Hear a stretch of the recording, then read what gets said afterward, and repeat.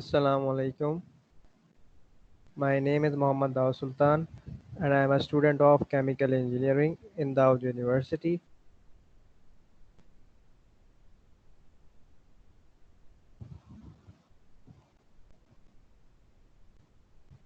Today the topic of my lecture is how to produce low cost liquid fuels यानी कम पैसों में liquid fuels यानी कि gasoline और डीजल कैसे बनाएं। तो सबसे पहले तो फ्यूल की इम्पोर्टेंस हमें पता होनी चाहिए। डेली लाइफ में इसकी बहुत ज़्यादा इम्पोर्टेंस है। जैसे कि कहीं भी आप ट्रैवल कर रहे हो बाय सी या बाय एयर या बाय लैंड, तो ट्रेन का इस्तेमाल करें या एरोप्लेन का इस्तेमाल करें या शिप का इस्तेमाल करें, किसी भी चीज़ का इस्तेमाल करें, आपको जो है फ्यूल की बहुत ज़्यादा ज़रूरत पड़ेगी। फ्यूल के बगैर आप एक जगह से दूसरी जगह नहीं जा सकते। इसके अलावा जो आपके घरों में इलेक्ट्रिसिटी आ रही है जिससे आपकी सारी चीज़ें घर की चीज़ें चल रही हैं, तो ये भी पावर प्लांट के अंदर जो है ज़्यादातर जो है फ्यूल से बनाई जाती है। इसके अलावा जो है घरों में आपकी जो जनरेटर होते हैं, तो जनरेटर के अंदर भी जो है लिक्विड फ्यूल का आप इस्तेमाल करते हैं। इसके बाद जो है ये रिफाइनरी से मिलने वाले मुख्तलिफ जो है फ्यूल्स हैं, जैसे कि इसके अंदर एक आता है नेफ्था। अब नेफ्था जो है ये पेट्रोकेमिकल इंडस्ट्री में जाता है। वहाँ पे इससे मुख्तलिफ किस्म के पेट्रोकेमिकल प्रोडक्ट्स जैसे कि प्लास्टिक्स वगैरह बनते हैं। तो प्लास्टिक से जो है उससे बेतहाशा चीज़ें बनती हैं, जैसे कि चेयर्स वगैरह और मुख्तलिफ किस्म के पार्ट्स चीज़ों के। इसके अलावा जो है नैप्था पेंट इंडस्ट्री के अंदर भी जाता है, वहाँ पे ये इसको एज अ सॉल्वेंट इस्तेमाल किया जाता है। अब ये नैप्था और डीजल जो है ये लिक्विड फ्यूल्स है, तो अब इनकी कंजम्पशन जो है बहुत ज़्यादा है। जैसा कि आप इस ग्राफ में देख सकते हैं, यहाँ पे जो इनकी कंजम्पशन दी हुई है टेरावाट आवर्स के अंदर, और नीचे जो है टाइमलाइन दी हुई है, ये बहुत ज़्यादा बढ़ गई है। तो कंजर जैसे कि हम देख सकते हैं कि 1950 से अब तक जो है 550% जो है इसके अंदर इंक्रीज़ आया है। तो अब फ्यूल की कंजम्पशन बढ़ी है। फ्यूल के अंदर कुछ ऐसे अनवांटेड केमिकल्स भी होते हैं जैसे कि सल्फ़र। जब उनकी कम्बशन होती है तो वो SO2 गैस यानी सल्फ़र डाइऑक्साइड गैस बना लेते हैं। तो इस वजह से फ्यूल की कंजम्पशन ज़्यादा होने की वजह से सल्फ़र डाइऑक्साइड की एमिशन जो है वो भी बढ़ गई है। जैसा कि आप इस ग्राफ में देख सकते हैं, मुख्तलिफ रीजन्स में SO2 की एमिशन जो है मुख्तलिफ है। नीचे यहाँ पर टाइमलाइन दी हुई है और यहाँ पे उसकी क्वांटिटी बताई हुई है कि कितनी जो है गैस यहाँ पे इमिट हो रही है।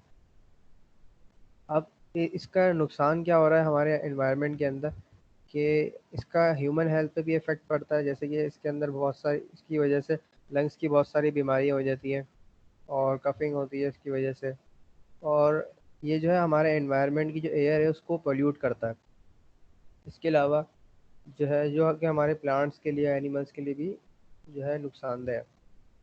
और जो है इसकी वजह से एसिड रेन होने की भी इसकी वजह से जो है एसिड रेन भी हो सकती है।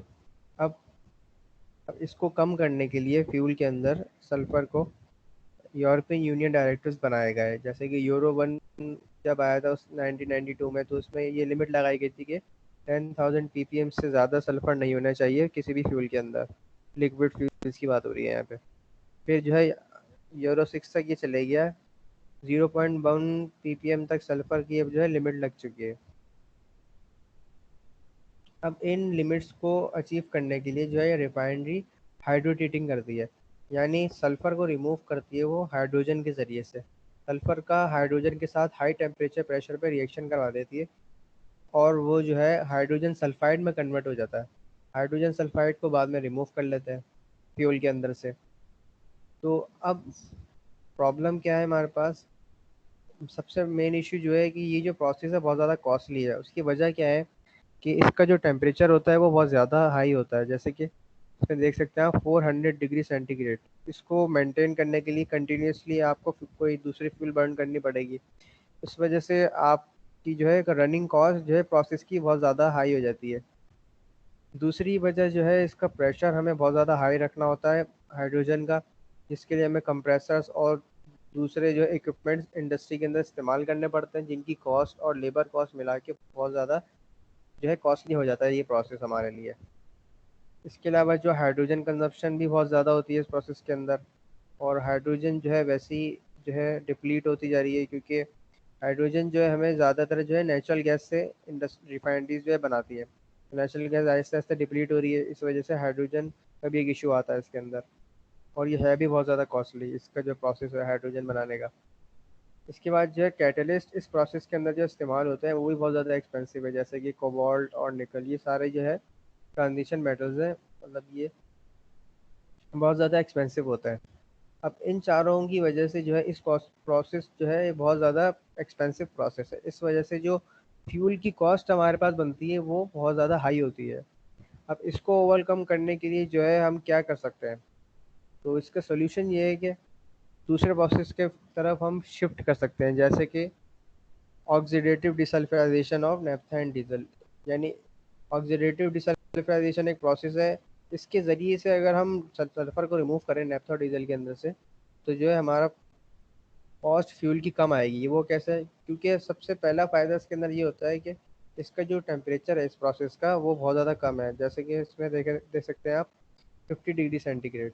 प्रेशर भी इसका बहुत कम है, एटमॉस्फेरिक प्रेशर पे ये प्रोसेस हो जाता है। और इसके अंदर जो कैटलिस्ट इस्तेमाल होते हैं उनकी कॉस्ट बहुत कम होती है, जैसे कि यहाँ पे आप देख सकते हैं ऑक्जेलिक एसिड या फॉर्मिक एसिड जो है उनका मिक्सचर इस्तेमाल कर सकते हैं इसके अंदर। और जो रिएक्टेंट इस्तेमाल होंगे, जो हाइड्रोजन परऑक्साइड, ये भी बहुत ज़्यादा कॉस्टली नहीं होता। इसके अलावा सबसे एक और एडवांटेज इस प्रोसेस के अंदर वो ये है कि हाइड्रोजन की कंजप्शन इसके अंदर बहुत कम है। तो इन तमाम पैरामीटर्स को देखते हुए अगर हम प्रोसेस को अप्लाई करें तो इस प्रोसेस से हमारे जो फ्यूल की कॉस्ट बहुत कम आएगी। और इस कॉस्ट पे अगर हम मार्केट में सप्लाई करेंगे तो हमारे मुल्क की इकॉनमी भी जो है आगे जो है स्टेबलाइज हो सकती है, कोई भी मुल्क को। तो इसके ये जो प्रोसेस है मैंने जो भी आपको बताया, इसके ऊपर बहुत फॉरेन कंट्रीज़ में भी बहुत काम हो रहा है। मैं आपको सजेस्ट करूँगा इसके बारे में थोड़ा रिसर्च करने के लिए। और इसके बारे में आपको कोई सवाल हो तो आप वीडियो दोबारा रिवाइंड करके देख सकते हैं, क्योंकि हर चीज़ मैंने ब्रीफली आपको उसमें बता दी है। तो थैंक यू, जज़ाकल्लाह।